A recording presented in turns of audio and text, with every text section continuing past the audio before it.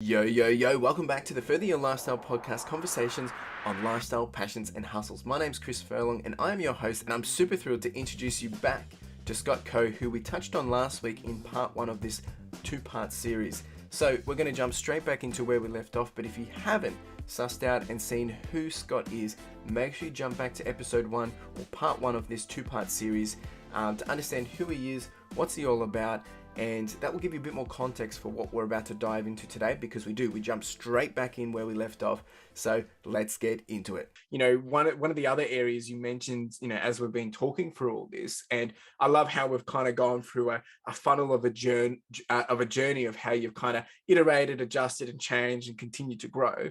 And, you know, we've talked about from a macro level now down to the micro around the Curiosity Journal. But now, you know, you as an individual, you've kind of jumped back up from a macro level, and now you're doing a whole new role with Leadership Victoria, which, you know, once again, in some sense, it's kind of like returning to the corporate world, but then it's almost like you're part of a bigger movement of helping people, you know, make a change, think differently, and how do we execute that on a larger, broader scale. So I'm super curious for myself, and of course, I'm sure the audience is. So how does that then play into everything we've been discussing? And, you know, what are you actually doing there that kind of plays back to your North Star of, you know, wanting to help people think differently? Yeah, and I think this is a really good question, right? Because it's like, well, I've spun this story of myself starting all these journeys, doing things for myself, and all that kind of stuff. Starting the Curiosity Journals. One of the limitations of this is that really I'm just doing this by myself or with a couple of people, you know, with a business partner in the case of the Curiosity Journals. Yeah. But there's also the reality of what is it like to work in an organization of people who are also interested in doing this. And so there is reach, there is scale that comes from organizations. And this is the thing, right? Like, I think these days it's very trendy for people to leave an organization behind to go start your own thing. And then certainly for anyone who's listening today, you might be inspired to go and start another side hustle. Yeah. But this is also thinking about, well, what's the impact you want to create and how can you get there faster? And sometimes getting there faster isn't you going out and starting something new. It is actually working with other people who are also doing something in the same state, in a similar space. And so this was bringing it back to Leadership Victoria. It was a case of saying, hey, here's also an organization with an established history and an alumni and a network of amazing people all doing things that are aligned to something that I think is important. You know, I talk about the purpose of self-awareness and curiosity. So this is, and also of social impact as well, of doing something good for something that's beyond us, you know, beyond a selfish or a self-serving need. So here's an organization of more people grouped together to help and do something. And I thought, so that the role is the leadership program manager. And I just thought, you know, I've got a lot of experience in this space now.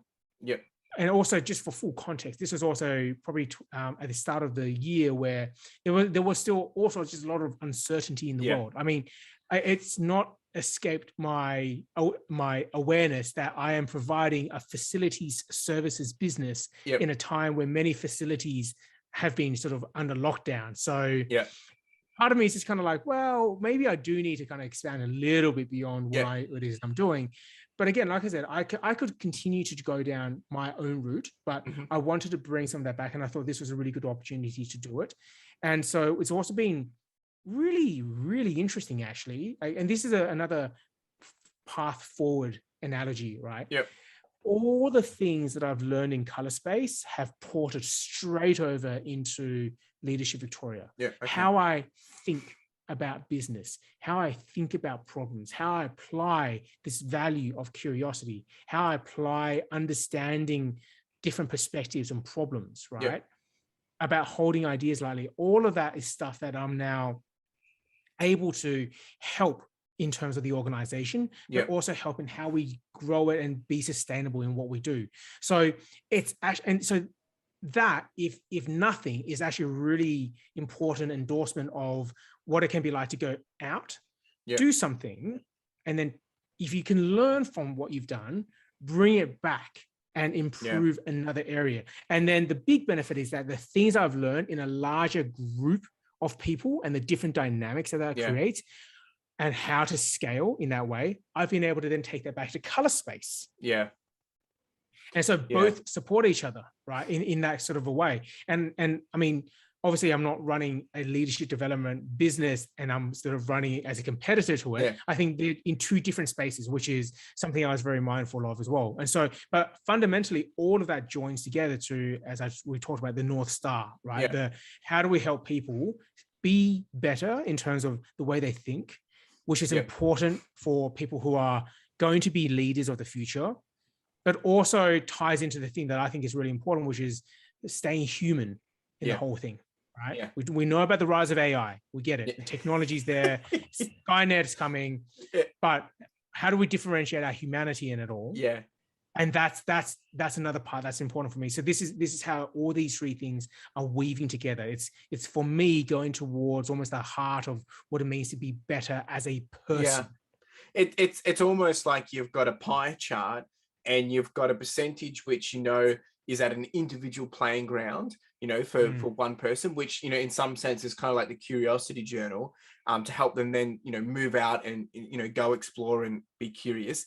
And then you've got ColourSpace, which is then bringing it up that next level, which is kind of like, what people are experiencing in a workplace, in an environment, in an ecosystem, because they go in, they see the yard, it's got that touch, it helps them feel different, makes them think different in that place. And then, you've got, the leadership Victoria stuff, which is then so much higher, so much broader.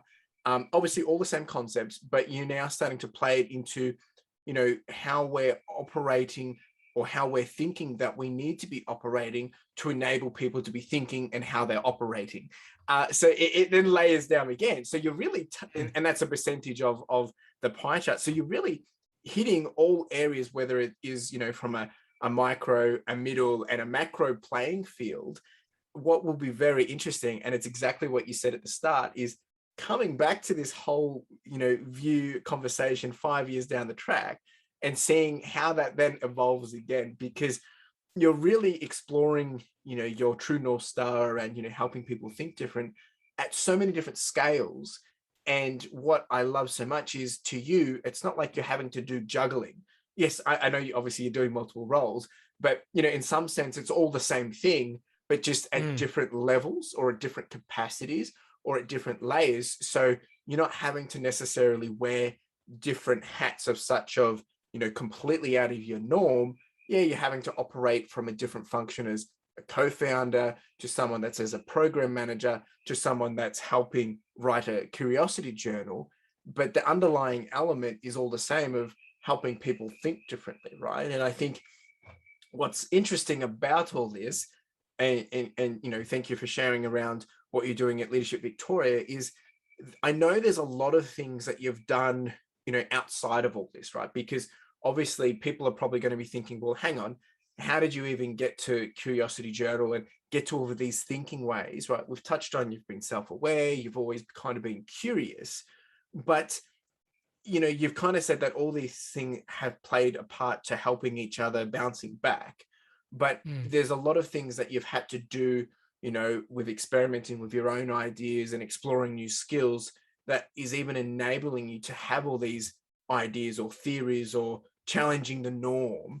I mean, do you think those moments, and an example of that is, you mentioned at the start, we spoke about, finding a purpose-driven business or purpose-driven, work in your, whether it's in your corporate job or in your job. And that was something that we did as a bit, well, you did as a bit of a series, must have been about 6 months ago. And I was part of that, you jumping into something like that, and then that's exploring your own curiosity. So you doing that, why would you do that? Is that something to help you explore further, challenge yourself? Or is that actually something bigger, or a part of a bigger picture? So I think this is a really interesting question, right? Because so to give anyone who's listening to this a bit of context around what we've been referring to, basically during the big lockdown, I was casting around for something to do to kind of keep me occupied. Yeah. And one of the things I was thinking about was this idea of purpose, like these purpose-driven businesses and social enterprise. And it seems really common at the moment to talk about purpose. What's your why? The Simon Sinek kind of stuff. I remember I went into a webinar. It was about purpose-driven businesses or purpose-led founders, and it was run by an organization that is reputable in the social impact space. But in there, what I listened to was about 3 people talking about what their purpose is was vastly different from what I was thinking as purpose. And one was basically what they were talking about was a lot more personal purpose. And whereas for me, I was thinking more like social purpose, right? Yep. And it made me realize, oh, well, actually, people are really thinking about this phrase in a different way. I wonder if other people share the same understanding of what purpose means. And so I basically interviewed something like 51 people from around the world, basically with a very similar set of questions, like what, and then the first one was, if I come up to you and say, I run a purpose-driven business or I'm from a for-purpose organization, like what does that actually mean to you? Yeah. And I wanted to challenge this idea of these definitions that we hold. And that's where I met you, Chris. Yes. It was during one of those interviews. And then I published it into a white paper. So if anyone who wants to check it out, scottco.com, you'll find links to my white paper there. Feel free to read it and leave messages or ask questions, whatever you want to. It's free for everyone to use. But coming back to the purpose point, right, and coming back to how all these things link together, again, I've been thinking a lot about this. I think when we talk about this phrase, finding purpose, I think the operative word, the more important word is finding. Okay. It's not purpose. We're talking about the journey, right? When I look at everything that I've done in, Curiosity Journals, ColourSpace, all the previous work, I mentioned something earlier where I said, I really was only able to join the dots of these things probably only like sometime last year or the year before that. So did I have that before I did these things? No, I needed to look back. And it's kind of like I was able to peer, if I mapped all of those dot points out on a bar chart or a line chart or whatever those things called, it was only afterwards that I could draw the line that connected all of them. Yeah. Right? Okay. So there's something about this deeper thread that connects everything that we do. And we have to step further and further back with more and more perspectives in order to go, oh yeah, actually, the reason I started Meal Dish was because I was really trying to find something different for myself. I was trying to test my boundaries, right? The reason I went to do marketing was because I have a very big interest in understanding the way people think. Yeah. But again, I made this point before. I don't think I could have articulated those things at the time. I can only do it now with the benefit of hindsight because I'm able to look one level deeper underneath the iceberg or whatever the analogy you want to use and go, oh, that was the route that I took. Yeah. Every major defining decision had a connection to this path underneath. So of course, if you look 5 years into the future, what's to say that I look back at this and go, wow, actually, there's an even deeper connection between all these things. And I don't know what that is. Yeah. Right. This is now, but I'm at a point where I'm comfortable with that, with not knowing. I'm very comfortable to go, I am confident that I will have the capability or the wherewithal to be able to look back and go, I can see how this fits again. Right. So I come back to this point. I think it's the finding, and because sometimes I think, once you've found your purpose, so what? You stop. Yeah. What if the environment that your purpose belongs to no longer exists? Like, I think it funnily enough, I think once you've found purpose, in some ways it's a little bit like you've kind of reached the end of your journey, right? Yeah. So that's my little tweak to it. It's the finding that's better. Yeah. So there's 2 questions from that then I want to ask you, which is, 1, do you think you've found your purpose? And the second one is how, or do you think we should be trying to enable people at a younger age? So if you think now with the whole hindsight thing, if you go back to the earlier days of when you were starting this journey, do you think it makes more sense, or should we be trying to enable our younger generation to be able to identify this purpose journey earlier? Or is it me, or do you think it should be just like, no, get out there, explore, experience, and figure it out for yourself? Yeah, it's a good question. I think to the very, very short answer to your first question, have I found my purpose? I'd say I found my purpose for now. Yeah. Okay. At Yeah. this point in time, Yeah. my thing is to be able to help people improve the way that they think through a variety of different ways, right? Yeah. ColourSpace, Leadership Victoria, Curiosity Journals. These are Yeah. all different ways that fundamentally address that, because I think it's important. I think we need people to be more open-minded and open to different perspectives. Yeah. And that's the way to move forward. So that's my purpose for now, right? In terms of then turning back that around to the younger generation and to the next generation of people, like how do we help them find their purpose? I think it really is about equipping them with the tool to be able to chart their own map. Yeah. Right. So I think of it this way, like, you know, education has been very good at showing you what's come before. Yeah. But ultimately, when people talk about, you know, oh, you go to uni to learn how to learn. Well, what is that thing of learning how to learn? I hear that phrase, but what does that mean? Yeah. Right. So this is the kind of thing of saying to people, you know, go off and try different things, but more importantly, go and learn, go and try, go and fail. And one thing I'm extremely mindful of is people who sometimes maybe make this leap towards going, oh, I'm special. I have to find my purpose and I have to go off and do this. And I need to be unique. No, you don't know. No one needs to be unique. You don't. And again, don't confuse this idea of needing to be able to find some big unique purpose with fulfillment. Right? Because I think there's a danger there too. I think, you know, these days it's almost like it's very easy for people to go out and try and do all sorts of different things and take these big risks. But should you? That's another question, right? Like, should you go out there and try a new business? It's, you know what, there's another good example here, right? Charities. Yep. There is something like 40 to 45,000 charities at the moment in Australia. And that number goes up by 4% each year. Wow. Do we need this many charities? I don't really know. So it's like, so why are people starting new charities? What problem are you really solving? And we kind of know, like if we a little bit behind the scenes, there's a lot of people that probably start charity because they want to start it for themselves. Yeah.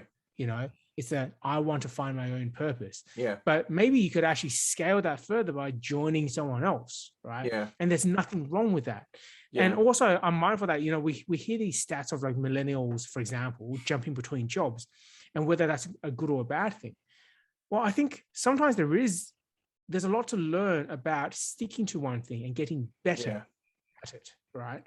And as long as there's learning and applied learning, then that's not entirely a bad thing. And so I think some people are already identified. I'm not saying this is, obviously it's not a generalization, but some people are able to say, I haven't stopped learning yet at my job. So I think that's great. But I think what I want to encourage is that, you know, with some of these big go out, try new things, definitely yes, but also that doesn't have to be some super, not everyone has to go out and start a startup. Yeah. Right. There's ways of trying different things, right? As long as there's a bit of an open mind and there's a willingness to experiment, there's ways of doing that where it doesn't have to be as big. But again, I come back to this point. It's the learning, right? It's the questioning. It's the, if you don't know why, if you're feeling a certain way, if you're feeling like, you know what, do you know why? If you're going to try something new, do you know why? Yeah. Right. And as long as you can articulate it for now, that's enough. Right? Yeah. That's enough to go, I think I'm in a rut because of this. I think I need to do this. So if I think that, how do I get the answer to that? Yeah. Well, what do I need to go and try to answer that question? Yeah. So it's not really so it's not really about, you know, trying to teach them a new way of, or telling people you have to go find your purpose, but helping them understand that, there's a North Star, and giving them the tools or advice, or I guess the assets to enable them to find a clearer path to their North Star, which is, clarifying, asking the why, or clarifying, is this the direction I should be going? And, probing it, understanding it, rather than just doing it because, your career advisor has told you need to pick 5 universities to choose from, and you'll get into one of them, and that's the path you're on, mate. Yeah. Because I Well, think yes, yeah, no, because like when you think about from a managing consulting perspective, a lot of time we go into organizations to help solve their problem and help them find their North Star, and you're helping them ask all these questions of, what do you want to achieve, what's this, why, click left, dive deeper, to help them go out, be the big game changer, and to outwin or beat their competitors, right? And that's getting to their North Star of what they're trying to achieve, while actually smashing their competition. You bring that back down to an individual, everyone wants to be their best, achieve this, find greatness, and find purpose, whatever it is. But if you're actually bringing it a little bit back and saying, well, guys, everything's an opportunity, but if we can help you get to your North Star quicker, these are the 3 things you should probably try and do. And it's like, go out and grow, go out and learn, or go out and ask the questions of why. I think that's probably a better way of helping the new generations go out, rather than just saying, here's all the same education, this is how we've done it in the past, so this is how you should keep doing it. Correct. All the learnings from that past is merely a template. Yeah. It is the tutorial version of, playing a new open world computer game or whatever, right? It's like it's the training wheels version of it. But then when you get out there, what I was referring to before is that sometimes it's fine to have a North Star, and it's fine to look towards a North Star, but don't be blinded by the North Star. It is just as important to be able to look down at the path that you're taking at the moment. Right. Yeah. And being able to, we'll talk about being mindful, being present. Right. So you can go, my North Star's over there. Right. But in order to do that, you might not realize that you're actually wading through quicksand. Yeah. Whereas if you had just slowed down a little bit and realized, oh, there's actually a brick path, like 2 meters to the left, I could also take that too. Yeah. And so what's the learning there? The learning is that there are different paths to take. Yeah. Right. It's not just one way. There are many different ways. And so this is that thing of like, sometimes again, like at some point, there's like, I don't know, like 500 million people whose North Star has all changed the world. Yeah, that's true.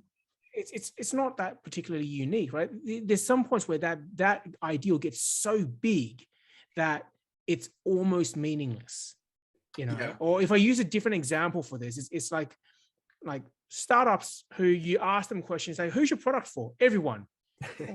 No, it's not really. There's some people that can't use it. There's some people that can't benefit from it. So bring it back down a little bit. And sometimes it's kind of going, well, yes, the North, because you're never going to reach the North Star. That's kind of the point. It's a guiding direction, right? Yeah. But don't get lost in that direction. You got to look down at the path, because the path is what takes you there, right? Yeah. And you can learn how to get better at that. And also you can appreciate the effort and all the learnings that you've had along the way, right? Because and that's where it's about setting smaller milestones. So for the management consulting example, yes, you're helping the business find this incredible North Star, but if this business can only really service a small city, then what's the point of trying to sell them a vision that solves the problem for the entire world? It's meaningless, right? And it sets them up for failure. I think this is it's really good, because I think this is one of those things that I'm always thinking about, because at the end of the day, if I play it out here, is the whole purpose of, this podcast is to try and give insights, guiding principles, or give people perspective of, how they could make a change in their own life, whether it's to further their lifestyle, to start a hustle, or to pursue a passion, right? Because a lot of the time those things have come from people finding their purpose, or finding something they're passionate about, or having an interest, or having a North Star. But the problem is, usually there's this huge journey that needs to take place before that can even come to life, right? It's needed in some capacity, but and it's always the trick of the great debate of hindsight is, until you've gone through the hard yards and all that jazz, you're not going to be able to do it, because then you can appreciate why you went through all that. So then you can apply that knowledge and experience to then execute what you want to achieve. But there's always a fine line, because I feel like there's an opportunity to enable people to have, and it might not be necessarily the answer of how they find their purpose, but I guess the confidence to know that if they embark on the journey, then that North Star purpose, whatever we want to call it, comes so much clearer. And it's okay to have to, diverge, pivot, adjust, fail, do the 3 years of uni to then, then pivot across. But at the same time, it's also good enough and well enough that if you've got no one supporting you, but you've got an idea of, oh, I want to go start a business straight out of high school, don't even go to university, and give that a go and see what happens, because that is going to be just as beneficial as going to university, if not more, maybe. But That's it's right. yeah. So, but I think people don't have that. I think it's becoming clearer now that people realize that there's so much opportunity with technology that enables us to have these opportunities so much easier.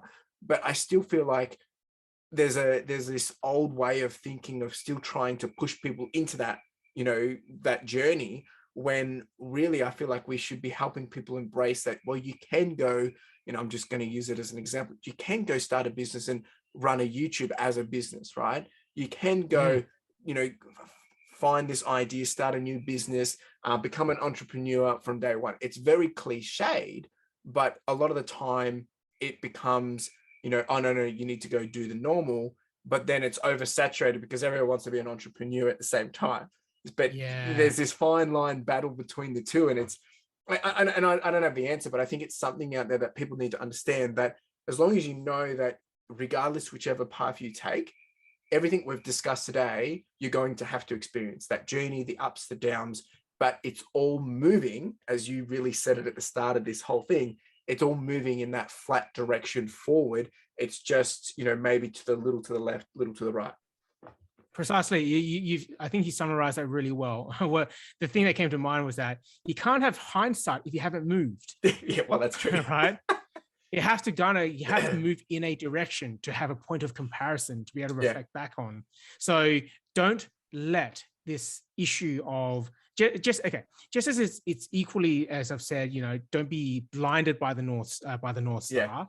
Similarly, don't be frozen and paralyzed by the North Star either. Again, I've heard it as well. I don't know yet what I want to do. Therefore, doesn't it make sense to know what I want to do first before I go and do something? Yeah. No, go and do something. Like it's fine to just go, I think it's in this direction. And then you go 2 steps in that direction, go, nope, wait, sorry, it's the other direction, my bad. But that's okay, because now we have 2 points of comparison, right? Yeah. And I think this plays out in quite a few different areas. Like even within a corporate space, you can have people go, right, but what is the purpose? Yeah. It's like, well, I don't know. Do we know? Do we really know what the purpose is? I don't know. We think it's this, but why don't we go and do it and find out? And of course, if there's already evidence, then we use the evidence, right? Yeah. But sometimes it can be, again, it can be a paralyzing thing as well, right? And businesses, of course, want certainty too, right? It's why businesses are so good at talking innovation and creativity, but businesses usually don't have budget for it because it's so uncertain. But we all know that innovation and play is where sometimes the greatest ideas have come from. Yeah. Right. But that's unknown, right? So that's but the thing is, you need to make that step forward. And that's the business analogy of it. So businesses have to step forward. But you get businesses that get stuck in the past, like the Kodaks, for example. We know the path we want to take versus how they then pivot. I mean, although that's actually these days, I'm not sure that's 100% the best analogy now, because I'm pretty sure Kodak's starting to make a bit of a resurgence now. Yeah. People are wanting some of the old school ways. So there is a cyclical nature to some of this as well. So again, it just goes to show there is no perfect answer. Don't like, even an example like Kodak, it is not 100% the best example of a business stuck in its time. Yeah. It's just a business that didn't move forward at a certain point in time, but then the markets kind of change around. So it's not 100% foolproof as a case study anymore. You know, so, and this is the stuff that there's always shades of gray in this, right? So, but again, you just got to move forward. And that's the thing, move forward, learn from it, be able to reflect on the journey itself, look up and look down at the same time. But it's the movement itself, it's the exploration that is really fundamentally important. So in short, really, it's be curious. Hashtag like and subscribe. Check out the web. Now on sale. But I think that it is, and I know we could go on for this for a very, very long time. And I think it was good that we kind of touched on all that to help people understanding that there is no right or wrong way of this, right? As long as you're kind of touching on those different areas, you know, the growing and discovering and being curious, it is going to start to make, you know, come to life and help you move into the right direction. Because if this stuff was easy, everyone would be giving the answer straight away, and we wouldn't probably have the innovative things that we have today, right? And I think it's kind of beautiful in some sense that it isn't easy, because we wouldn't have all the things that we have today, and we won't have all the things that we know are going to come in the future, because people wouldn't then be curious to go discover and journey. And touching more on curious, I'm very keen to ask you some questions, kind of random questions, more from, you know, so the audience can get to know you better, because we've learned so much, you know, from all the things that you've been doing and on your journey, and to kind of maybe take it a little less philosophical, although there is some open-ended questions in this. So this is just some rapid fire questions. The idea is, yes, try to answer them as quick as possible, but if you think there's some value points to add to it, by all means, please do. And the first one is, and there's no reasoning behind it, they're just completely random, is, what is your favorite childhood memory? So I'm gonna you see, this is how sometimes being stuck in curiosity can get me into a little bit of trouble. Like what do you mean by childhood? Like, what's your definition of childhood, right? Okay. Like, at what age? You see, this is kind of because depending on what you say, I've got different answers to this. So when I think of childhood, think of like between the age of 5 and 9, when most people were probably running around as kids and just having fun, doing things. So for me, if I think, the first thing that I said when I said this that I thought of was, I remember running over to my backdoor neighbors. This is, you know, when I was probably would have been about 6 or 7, and it might have been a bit older, and we never had a Nintendo 64 at the time. But what we did is we would run over to our backdoor neighbors. They would come over to ours because we had a bigger TV, but we just didn't have the Nintendo at the time. And we were playing their games, and we'd all, you know, just because we had an hour's break, or we were allowed to play video games finally. So to me, that was one of those favorites, probably not the favorite, but it's one of those favorite childhood memories. In that case, for me, that's a really interesting one, because because this is a little bit hard for me to answer in some ways, because I moved from China to Hong Kong when I was 5 to 6. Wow. And I came to Australia when I was 6. And I remember I went straight to primary school and had to walk myself there and back on the first day. My parents didn't give me keys, right? And so this part I don't remember. So what I don't remember is them not giving me keys. Apparently they came home and I'd been sitting outside our front door for like 2 hours, just waiting for them to come home. I also couldn't speak English at the time. So all I could say was yes and no, and that was it. And then like 6 months later, I could speak English. But the thing that I remember the most, and this is what I enjoy telling, is like, I remember my dad gave me a baguette, like a sandwich baguette, on the first day I went to school.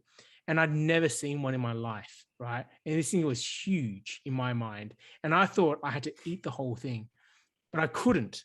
And I was distraught because I couldn't eat the whole thing, right? So I don't really, it's not exactly a favorite childhood memory, but it's the one that sticks around the most in my mind, of just like, I was just sitting in this, in this primary school. I remember sitting on the park bench, eating this weird thing that I've never seen before. And it was a salad baguette. It had like shredded carrots in it. I've never had raw shredded carrots before. I didn't really enjoy it, I don't think. I could eat half of it, and I think I was crying because I didn't know. Because I come from a background in China where we came under like a meal ticket world, right? That was when communism and the miles of the euro was at its highest, and so we had shit like sorry, pardon the swearing, but like we had like half a dozen eggs a month, half a kilo of meat a month. That was it. And so it was ingrained. I had to like eat this whole thing. So that's my and that's why I like asking these random questions, is because it brings out a little bit of flavor. It brings out, a bit of who you are, and, just all that, because, some of these questions, they're like kind of to slow down, smell the roses, and to reflect, right? And that's why even the next one, it's also completely on the other end. It just brings out some different perspectives. So I appreciate you sharing that. So the next one is, what's an insult? And in this case, we'll say one. What's one insult that you've received that you're proud of? Great question. And it actually, because I was thinking about this previously, and it's like, when was the last time I was actually insulted? And it's been a while, I think, since I've taken an insult to anything. Because I think a lot of the time, this goes to, again, my mindset of thinking, right? Where when someone is trying to insult me, I don't take anything personally. But the reason I don't take anything personally is because my first reaction is, I wonder what's going on. Like, I wonder what was the reason for the insult. And when I think in that direction, I usually end up with I see. I think I understand where this is coming from. And so one of the insults that this is from a while back, that it was someone, I was asking people questions about something that was quite philosophical, right? And someone's just like, so you really think a lot, don't you? And it was meant as more of an insult, right? And it was like, well, not everyone has all this time on their hands, like wasting time on thinking. I just remember thinking, what a shame. I understand that people would like to have, again, that certainty. But you know what? I like the fact that I think it is my hobby. And because it's the thing that helps me make more sense of what what I do. And so that, if I had to say one I was proud of, it's the fact that I'm told that I think too much. No, that's great, because it really sums up everything we've been talking about, right? Your character, which then also you mentioned that as a hobby you like to think. So actually the next question I had for you was, what's a favorite hobby you like to do in your downtime? So I'm going to ask you, what's a favorite hobby you like to do that isn't thinking? You see, you've taken it away. That is pretty much my number one hobby.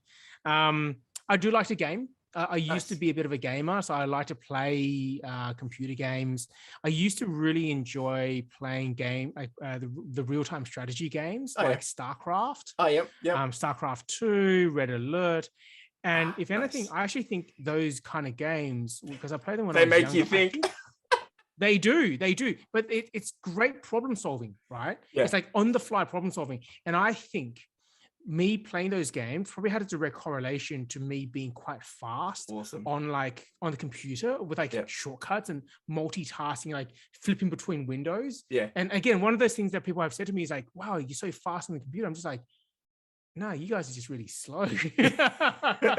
It's because I'm so used to keyboard shortcuts. I'm so used to flipping between multiple things to think about at the same time. That was one of the hobbies. And I think as I've gotten a bit older and I've had less time for it, those are the things that I've missed. I've missed coming back to some of those kind of games. And I've been trying to get better at giving myself time to just play. And it's easier said than done. I can appreciate that. I mean, one of my goals for this year was to finish 3 video games, and it's still like, I mean, like we're past halfway. I've done 2, but I'm struggling to be able to just get a 3rd one done. I've played multiple games, but to actually finish it's a lot of hard work and commitment. So, it is. And it's so hard to get away from going, oh, maybe I should be doing more work. Like I could be using this time more productively. it's a big catch, but no, I really like that you've shared that, and I can relate with it heaps. The next one I had for you then is and this could open a can of worms, but try and keep it short and sharp in terms of giving people the understanding, is the biggest challenge you have had. And it can be personal, it can be work related, it can be, you know, growing up, it can be anything. So maybe whichever one or however you like to share in terms of, you know, what's, you know. Yeah, look, I think I can share. Let me share two quick ones, Okay. right? One, the bigger one, more personal one, is some stuff that we've already talked about. Actually, Okay. it is basically understanding like what it is that I'm doing, Okay. and having the confidence to back myself on Yeah. that. Yeah. You know, and I mean, like, I really mean when I say like I've only been able to articulate some of these things in the past couple of years. Yeah. Well, the period before that was very much like riddled with tremendous amounts of, what am I doing? I don't know. Is this meaningful? Do I have any value? You know, finding genuine value in myself, that was really one of the biggest challenges that I have. Okay. The biggest challenge that I have now Mm-hmm. is finding balance. Yeah. Okay. Right? Which so is, we just literally talked about this, Yeah. you know, finding time to not just work. We talk about, as someone that's trying to expand and have different perspectives, playing games is sometimes a great way of doing that, right? Yeah. And so I have to be mindful that I don't inadvertently railroad myself down one perspective, which is a mode of thinking. Yeah. Right. I just think, or I just work. There's more to it, and that's the thing that I'm observing and I'm trying to address for myself. Yeah. It's good that you bring this up, is because one thing that I didn't kind of mention earlier was like, you're doing all these things, you know, and actually we kind of did. We said on paper, it's like, wow, you're doing all these things, you're successful, but you know, it just, successful doesn't mean everything's perfect, everything's together, everything's working, right? Because success continues to grow and change, and how you define it will change and grow. And yes, you are successful, but you know, there's always things that can be better, you know, personally, with business, however. And I think this is just a great, you know, kind of thing to reflect on. And I encourage other people to, you know, always ask yourself this kind of question as well, because that balance one is so important. And I think we tend to, you know, don't give ourselves enough credit to take a break or balance. But it is easier said than done. So no, I appreciate you sharing that, because I know you are a very busy man, and as much as you enjoy doing all those things, that doesn't necessarily mean you're getting that downtime, which is just an important. The next one I have for you then is completely random. You've just won $10,000, no strings attached. What are you doing with it? I'd probably shove it in the bank, and leave it there until such time as I know what I really want to do with it. Cool answer. I love these questions. It's so good. Everyone's so different with it. The next one I think you'll enjoy is, if you could have coffee with any historical figure or anyone in the past, or you know, even live now, so a person of inspiration or just random as heck, who would you choose and why? A historical figure. See, this is. I guess there's a few that I'd like to talk to, but it's difficult to try and pin one down, because there is what I'm seeking. What I would seek from something like this, right, is again different perspectives. You know, I'm curious to talk to people who maybe have a different point of view. To me, and so on that, like, because like, for example, a simple one would be like the type of person like a Barack Obama, for example, would be an easy one, because it'd be stuff that they talk about that is interesting. But I'm mindful that I think I agree with a lot of the things that Barack Obama would talk about. There's a character that's a bit more controversial in the public sphere. His name's Jordan Peterson. And he's someone who has a lot of controversial thoughts and opinions, but he's always come across to me as someone who is considered in the way he thinks.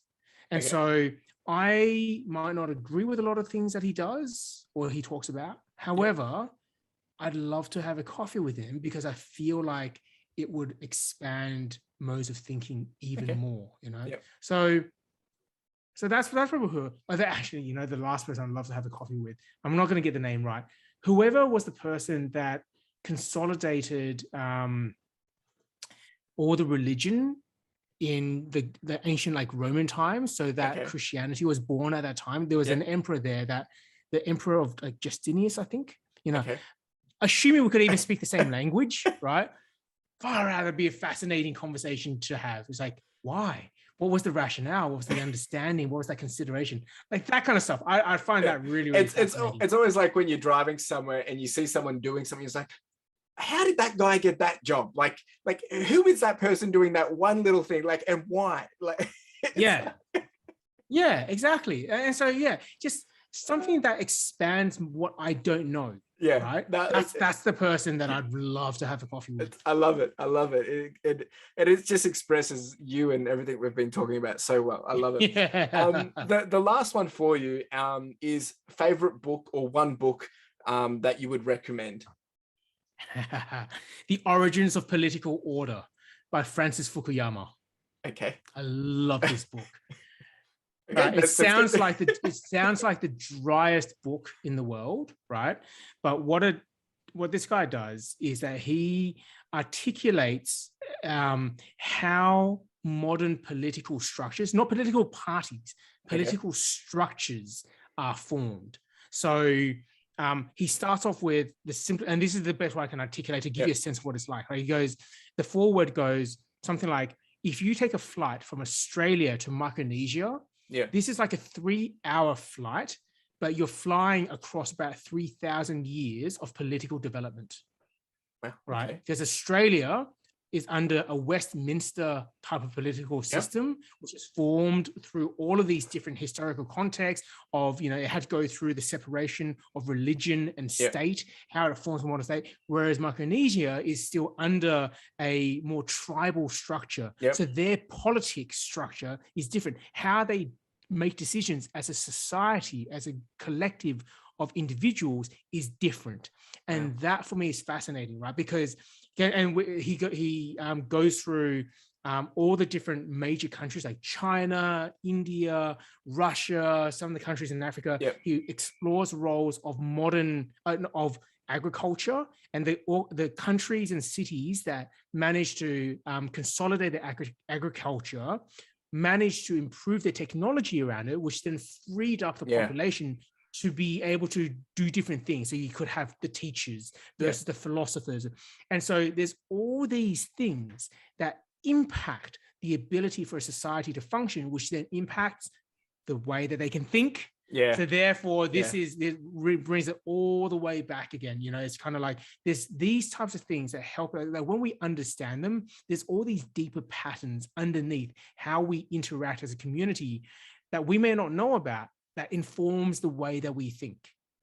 That's exactly what I was going to say. It's kind of like there's all these things that you read about it, but we would think, oh, I didn't even know that existed, or I can't even fathom that. And you'd think, well, if some of those things were applied or dropped into what we do know, what would be the change or the impact or the ripple effect? Because it's kind of like, I mean, there's so many things going on in the world right now. When you think about here in Australia, we have it actually still very, very good when you compare what's going on in Afghanistan, right? Yeah, we're in lockdown, but our sense of freedom, we're saying we don't have any freedom, when really, when you compare it to somewhere else, Afghanistan, we have it still so good. So that perspective, but you don't know, coming back to that big thing that we've been talking about, is you don't know what you don't know, and you can't comprehend it if you can't fathom it or have experienced it or gone through it. Because in a nutshell, if someone goes through it, hindsight, they'll be like, yeah, I totally get it, right? But someone that hasn't, they'll be like, huh, what are you talking about?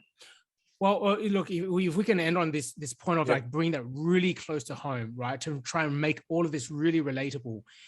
Think to any situation where you were told something and you had a negative reaction to it, right? And then you went and talked to someone and you realized there was another reason, or you had misunderstood the context.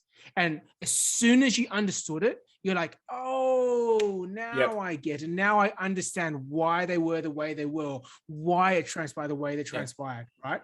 And as soon as you learn that thing, any negative feeling that you have, it dissipates immediately. Yeah. Right. Yeah. So you look at what happens in that situation in the macro, Yeah. right? Which is, yes, you got new information that helped contextualize things. All Yeah. right. So that means the next time it happens where you go, oh, this thing happened and made me feel negative. Don't just sit in the negativity. Go, well, what contributed to it? What's the thing that you don't know that might help you understand that, right? That's the exploring into the unknown of what we don't know about. Yeah. It's so good, because I was literally going to ask you, if what's one thing that, if the audience could take away from this episode, what would it be? And I feel like that's part of it. But if there was anything that, you kind of wanted to summarize or ensure that is embedded to the audience before we wrap up, what would be one thing you want to leave with them to ensure that they walk away from this episode? I think I would probably go back to one of the things I said, which is, whatever direction you take, you just take a step forward, right? Yeah. It's taking a step forward. It's not taking a step up or down. It's forward in a different direction. And that momentum, taking that step is the most important part of it, right? And I just couple that with this one other small little thing, right? It's not about what you can't do. Right? It's what can you do? Yeah. That's the ultimate question. Yeah, that's good. Never stop by, oh, I can't do this, I can't do that. No. Yeah, there's a lot of things we can't do. There's a lot of things I can't do. But what can I do? Yeah. And that's a good place to start. That's it. Wow. We've covered so much in this. And dude, I appreciate you taking the time and being able to explore all this, because we've covered so much. And, a lot of it is about your journey. But at the end of the day, it's so relevant and can be applied to all of us and hopefully the audience in so many different ways, because I feel like a lot of us are either at the start, we're at that middle, or we think we know our purpose, and maybe this can help bring some clarity or challenge. Maybe there's so much more that we can learn. But at the same time, there's so many different layers or levels of this, which I think it just keeps it fresh and keeps it honest for us to kind of step back and really take that reflective moment of who we are, what we're doing, where we're at, because I don't think we do it enough. And it's definitely something which I feel like we've achieved in this episode. So dude, I really, really do appreciate it. If people want to follow along, see what you're doing, keep up to date with you, where is the best place that they can go? Yeah, for sure. If you want to find more about what I do, easiest thing for you is probably to look at my website, www.scottco.com. It's co with a K, so SCOTTKO.com. You can, of course, directly also check out curiosityjournals.com, leadershipvictoria.org, or colorspace.gallery. No Awesome. .com, just colorspace.gallery. I'm most active on LinkedIn, so you can probably just find me there. Yeah. But if you do want to drop me an email, one of those websites, I'm sure has one of my contact details on it. So I'm sure you can find me. But just, LinkedIn is probably the easiest way to make a connection with me. Too easy. All this is in the show notes, folks. Go take him up on it. Reach out to him, ask him a question, because I know he'll be more than happy to think about it and come back with his perspective, or ask you another question back. But Scott, it's been an absolute pleasure having you on the episode, mate. It's I can't thank you enough. And I know, this is hopefully just one of many more that we can do. It's kind of funny. I wanted to kind of say, well, we alluded to so many things to see where you would be in years to come or whatnot. So we'll have to do a follow-up episode in the years to come and see where you are at, what you're doing, and play back all that hindsight, because there's so much that I know you know now, yet I know you're going to know so much more, and we'll probably laugh about this exact kind of conversation, because you just know it. You don't know what it will be funny about it or anything like that, but it's one of those things that I think, people need to do more of it. And that would probably be my big challenge and takeaway from this, is people to just kind of stop for a second, smell the roses, reflect on how far you've come, what you've achieved, and understand that hindsight appreciation of, what that journey has actually come up to date. And even though it's really just a small part of where you are and where you're going. So I've taken so much from this, man. It's been an absolute honor. I really do appreciate it. Likewise, I really enjoy the chat. I mean, the time has just flown by, and I love these days to be able to explore into these areas, to have this time to kind of reflect on the journey, because otherwise, we just go back to doing some more work, so having these pauses, this is a great way to be able to reflect. So I want to thank you so much for the opportunity to be able to chat with you, to have fun with this. And, for anyone who might be listening along, I hope you also did get something out of it as well. And even if it's just a new perspective or something like that, that's all. That's really, this is what this is all about, so thank you so much as well. And likewise, I'd love to come back later in the future and sort of say, let's reflect on the journey that we've taken until that point. So thank you so much. Thank you, mate. And you have a wonderful night. Cheers. You too, mate. Well, there you go, folks. I hope this part 1 and part 2 episode has given you a great understanding of who Scott is, but all the things that he's about. And I think for me, the biggest takeaway has just been about navigating everything that we do. And the key thing that I love so much that he said also was how, as long as we're moving forward, as long as we're, taking the direction towards where we want to be going, and that's not always going to be straight and linear. It is going to be ups and downs. It is going to be left and rights. And I think you can't appreciate that until you've gone through that experience, to have the hindsight to look back and think, wow, now I understand the importance of it. And I think this comes along with curiosity, of course, when we're pursuing purpose as well, and while we're trying to navigate whatever it is our North Star is. So it's been an absolute pleasure to have you, Scott, and it's been an absolute honor to be able to bridge this conversation between you and Scott as well. And I really do hope that you go reach out, go see what he's all about, and of course go check out his Curiosity Journals. There's some exciting things happening there. Of course, he's got so many different areas that he is covering that you'd be stupid not to follow him, because I know that he's just getting warmed up, he's just getting started, and I'm excited to see where he's going to continue to evolve and grow as an individual, but to inspire others over the years to come. So make sure you go check out his stuff. Really do appreciate you being here. My name's CLFurlong. I am your host, and it's been an absolute pleasure to have this conversation with you. Cheers. Now, if you didn't know, we do have the podcast merch, and this is with a key focus of enamel pins. Now, if you haven't checked these out, make sure you do, because the intent of these are really just to be a small token and a reminder for you to charge on, to push on, and to further your lifestyle. Whether it is a gift for someone else to encourage them, or maybe to inspire them, or maybe it's a way to motivate yourself, or you can simply just make a purchase to simply support the podcast, which would be greatly appreciated. We do also have some sweaters and some long tees, so make sure you check it out. Link in the description and in the show notes. Really do appreciate it. Cheers.